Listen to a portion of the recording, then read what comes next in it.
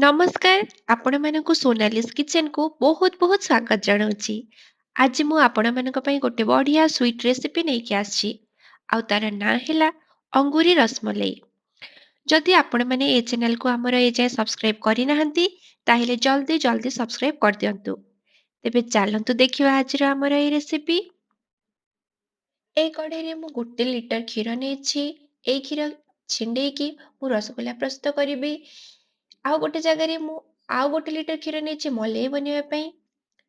4 ଚାମଚ ମୁଁ ଭିନେଗାର ନଉଛି କ୍ଷୀର ଛିଣ୍ଡେଇବା ପାଇଁ। 1 କପ୍ ଚିନି ସିରା ପ୍ରସ୍ତୁତ କରିବା ପାଇଁ ମୁଁ ନଉଛି। ମଲେଇରେ ପକେଇବା ପାଇଁ ମୁଁ ଏଠି ନେଇଛି 1 ଚାମଚ ଗୁଜୁରାତି ଗୁଣ୍ଡ, କିଛି କେଶର, କିସମିସ ଓ କଟା ହେଇଥିବା କିଛି ପିସ୍ତା। ଛେନା ଛିଣ୍ଡେଇବା ପାଇଁ ଏଠି ମୁଁ ଫୁଟୁଥିବା କ୍ଷୀରରେ 4 ଚାମଚ ଭିନେଗାର ଦଉଛି। ଯଦି ପୁଣି ଦରକାର ହବ କ୍ଷୀର ଛିଣ୍ଡୁ ନଥିବ ତାହେଲେ ମୁଁ ଅଧିକ ଭିନେଗାର ୟୁଜ୍ କରିବି।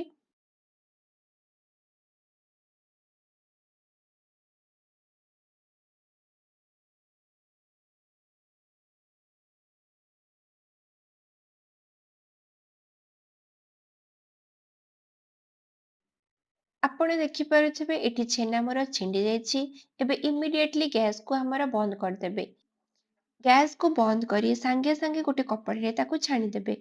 ଆକୁ ପୁରା ହାଲକା ସେ ଚିପୁଡ଼ିବେ, ନହେଲେ ଏହା ଟାଣ ହେଇକି ପନିର ହେଇଯିବ। ଏବେ ଆମେ ଚିନି ସିରା ପ୍ରସ୍ତୁତ କରିବା। ଏଥିପାଇଁ ମୁଁ ଏଇ କପରେ ମାପିକି 5 ଥର ପାଣି ଫୁଟିବା ପାଇଁ ନେଇଛି ଓ 1 କପ୍ ଚିନିକୁ ଏବେ ପାଣିରେ ଆଡ୍ କରୁଛି। ଏହି ଫୁଟୁଥିବା ଚିନି ସିରାରେ ମୁଁ 4ଟି ଗୁଜୁରାତି ବାସ୍ନା ପାଇଁ ପକେଇବି। ଏଇ ଦେଖନ୍ତୁ ଆମର ଛେନା ଏଠି ରେଡି ହେଇଯାଇଛି। ଆକୁ 10 ମିନିଟରୁ ଅଧିକ ରଖିବେନି, ନହେଲେ ଛେନା ଆମର ଟାଇଟ୍ ହେଇଯିବ। ଆକୁ ଆମେ 8ରୁ 10 ମିନିଟ୍ ପାଇଁ ହାତରେ ଚକଟିବା। ଯଦି ଆପଣ ହାତରେ ନ ଚକଡୁଛନ୍ତି ତାହେଲେ ଆପଣ ବ୍ଲେଣ୍ଡିଂ ଜାର୍‌ରେ ଆକୁ ବ୍ଲେଣ୍ଡ କରିକି ବି ନେଇପାରିବେ। ଆକୁ ଆମେ ଆଉ 2ରୁ 3 ମିନିଟ୍ ଚକଟି ଦବା। ଆପଣ ଦେଖିପାରୁଥିବେ ଛେନା କେତେ ସଫ୍ଟ ଓ ସ୍ମୁଥ୍ ହେଇଯାଇଛି। ଏଇ ଛେନାରେ ଆମେ ଏବେ ଛୋଟ ଛୋଟ ବଲ୍ ସବୁ ପ୍ରସ୍ତୁତ କରିବା।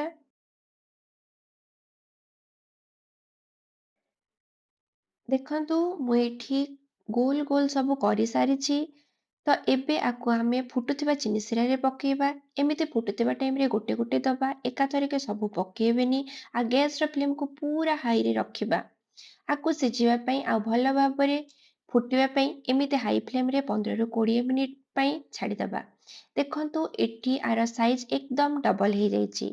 ଏବେ ଗ୍ୟାସକୁ ଅଫ୍ କରି ଆକୁ ଏକ ବାଉଲରେ କିଛି ସମୟ ଥଣ୍ଡା ହେବା ପାଇଁ ଦବା। ଏବେ ଆମେ ପ୍ରସ୍ତୁତ କରିବା ମଲେଇ। ଏଠି ମୁଁ 1 ଲିଟର କ୍ଷୀର ନେଇଛି। 1 କପ୍ ଗରମ କ୍ଷୀରକୁ ମୁଁ ଅଲଗା ରଖିଛି। ଏଇ ଅଲଗା ରଖିଥିବା ଗରମ କ୍ଷୀରରେ ମୁଁ କେଶର ପକେଇବି।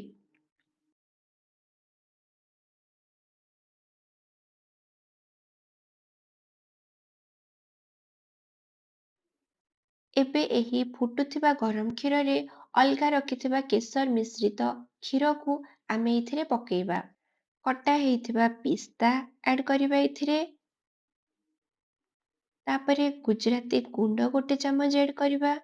କିଛି କିସମିସ୍ ନେଇଛି ମୁଁ, ଆକୁ ମଧ୍ୟ ଆଡ୍ କରିଦବା। 1 ଲିଟର କ୍ଷୀରକୁ ପୁରା ହାଫ୍ ଲିଟର ହେବା ପର୍ଯ୍ୟନ୍ତ ଆକୁ ଗୋଳଉଥିବା। ଏବେ 1 କପ୍ ଚିନିକୁ ମୁଁ ଏଥିରେ ଆଡ୍ କରି ଆକୁ ଗୋଳେଇ ନେଉଛି। ଆକୁ କିଛି ସମୟ ଥଣ୍ଡା ହେବା ପାଇଁ ଛାଡ଼ିଦବା। ଏବେ ଶିରାରେ ପଡ଼ିଥିବା ଥଣ୍ଡା ହେବା ପାଇଁ ରଖିଥିବା ଛେନା ବଲ୍ ସବୁକୁ ଶିରାରୁ ନିଚୋଡ଼ି ଗୋଟେ ପ୍ଲେଟରେ ଅଲଗା ରଖିଥିଲି। ଏହି ଅଲଗା ରଖିଥିବା ସବୁ ଛେନା ବଲ୍ ଗୁଡ଼ିକୁ ମୁଁ ସେଇ ମଲେଇରେ ଗୋଟେ ପକେଇ ଦେଇଛି।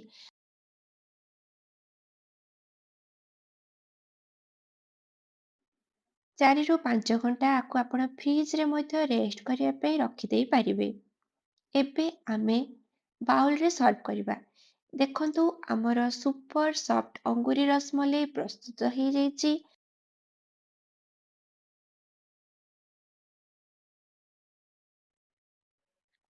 ଆକୁ ଆମେ କଟା ହେଇଥିବା ପିସ୍ତା ଓ କିସମିସ୍ ଦେଇକି ଗାର୍ନିଶ କରିବା। ଦେଖନ୍ତୁ ପ୍ରସ୍ତୁତ ହେଇଛି ଆମର ସୁପର ସଫ୍ଟ ଅଙ୍ଗୁରି ରସମଲେଇ। ଆକୁ ଆପଣ ଘରେ ବନେଇ ନିଶ୍ଚିନ୍ତ ଟ୍ରାଏ କରନ୍ତୁ ଏବଂ ଆପଣମାନଙ୍କୁ ଏହି ରେସିପି କେମିତି ଲାଗିଲା ମୋ ସହ ଆପଣଙ୍କ ଏକ୍ସପିରିଏନ୍ସ ସେୟାର କରନ୍ତୁ। Thank you.